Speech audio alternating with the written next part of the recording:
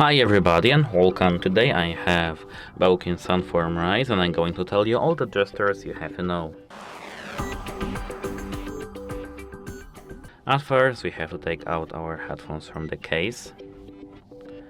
And now we have to bring them like that.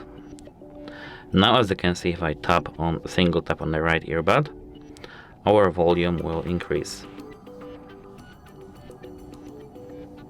But wait a moment, we lost a connection with no, we didn't. As you can see, it works. It lagged, only lagged. And if we tap on the left one, as you can see, our sound level will be decreased. The right one and the left one. If you double tap on the touch sensor, our song will pause and pause. And it works both on the left one and the right one. If you triple tap on the right one, we'll go to the next song, and if you triple tap on the left one, we'll go to the previous one. That's it, hope it helps you and goodbye.